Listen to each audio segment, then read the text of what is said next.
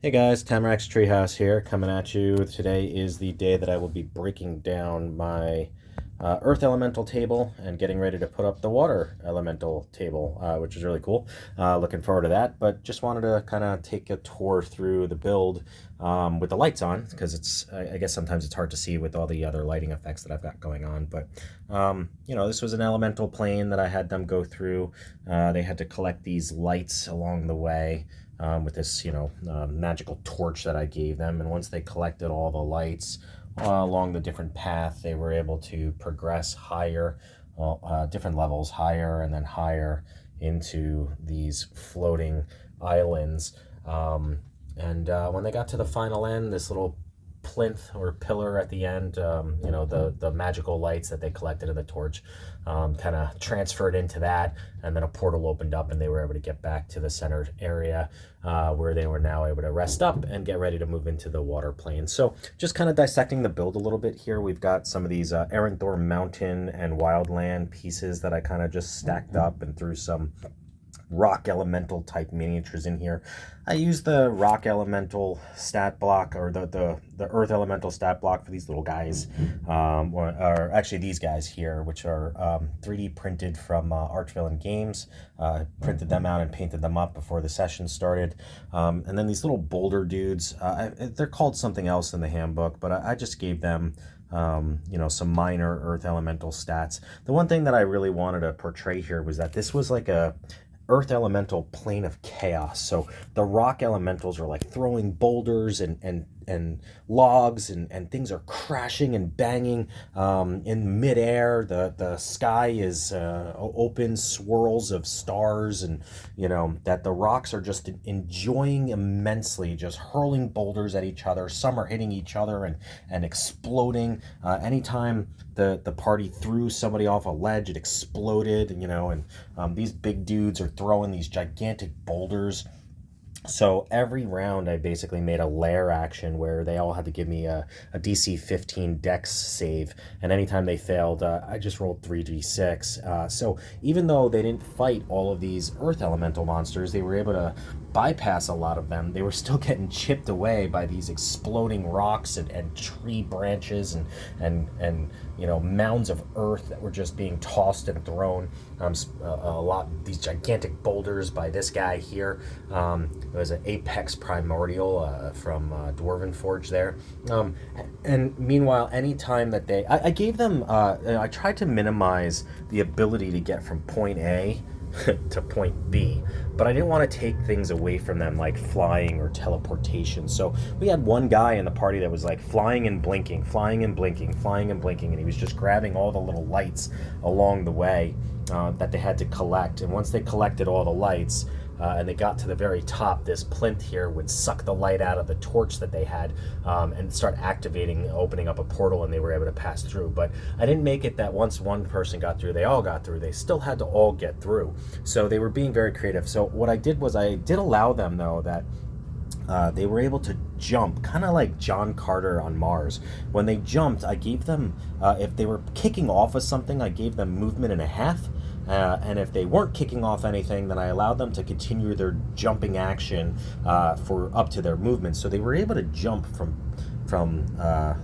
driftstone to driftstone, and they didn't fight all these earth elemental dudes. Some of them they actually just did grapple checks and were able to throw them off the ledge, and it was great because they would collide on the ground and shatter just like a boulder. But when they jumped, they just kind of floated around and was able to pass through, because I wanted an elevated area, so like they had to go up. So some of the players were like, well, how far is the distance from there? I was like, I don't know, it's probably about a mile up. Like you gotta figure out how to get up there. You can't just climb and expect to flying abilities and things like that to work. So anytime that anybody was flying or in mid jump, I also had the rocks would swoop down and try to grapple them in their talons or chomp them with their beaks. And sometimes they missed and the rocks would just keep flying by. So there was definitely a threat to use the fly abilities or try to just jump and float around. And if somebody tried to jump from here and just spend their entire session trying to get to the top area. They still had to deal with the rocks flying and attacking. I did have a couple people that wound up going unconscious in this, but as this was just a trial, anytime, which is like a video game, anytime somebody went unconscious, they would immediately just get teleported back to the beginning and have to start all over again. So there was a little level of frustration at a point, but at the same time, it also created this decision-making ability that they had to have to say, hey, like, actually, I can't just be healed if I go unconscious. I have to pay attention to what I'm doing. Otherwise, I can end up back at the beginning when the whole rest of the party is up here. So there was supposed to be 3 or 4 layers, the bottom layer, this layer right here that they kind of took along here. Once they got to this area here, which was much higher, that teleported them over here. Which are these really cool obsidian stones that came from Dwarven Forge. This here, these come out, so you could swap them out, but I put some lights in there to give it a nice lighting effect. Meanwhile, the giants are throwing these boulders at people, and they're bouncing around the rocks. They have their little nests down here. They're protecting their babies, trying to feed them the adventurers. The giant apex primordial. One of my players actually took a chance and exploded the rock. I don't remember how he did it, but he rolled high. It was good. He exploded the rock, and I made the apex primordial. This whole area just kind of crumbled down, and not only did it take out the primordial, but it also took out a flying rock that was attacking him. My druid did that with his beast abilities. So it was really epic. It was cool.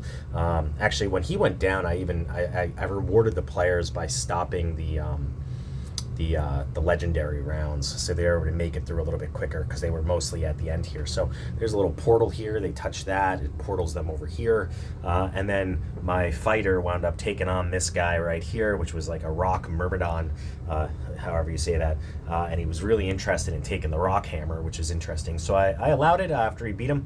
Now before my next session, I have to create a magical earth elemental rock weapon to give them. So anyway, this is the build. Again, most of it's Dwarven Forge. The minis are, a combination of WizKids minis and Archvillain Games. I also have these like Shambling Horrors, which are from the World of Warcraft game. So those are there. Here's a Archvillain Games mini as well, a giant rock elemental. I thought was really cool. Printed and painted him up for the session. We've got the combat tier stands. I think these are made by Paizo. So that allowed me to have the rocks out, although I mostly kept them there, but thematically, theater of mind, they were swooping all over the place. And then these floating towers are from they're 3D printed. I bought the acrylic pillars that fit right in there, but they're 3D printed from 3D hexes. I think you can still get those. It was a Kickstarter that I backed a while ago, but I think you can still get them on My Mini Factory. There's some really cool ones. What's really neat about these, and I won't show it, but you can take the pillar out, of course, right? And then this is, I magnetize these, so this top comes off, and you can flip it, and it becomes this giant rock,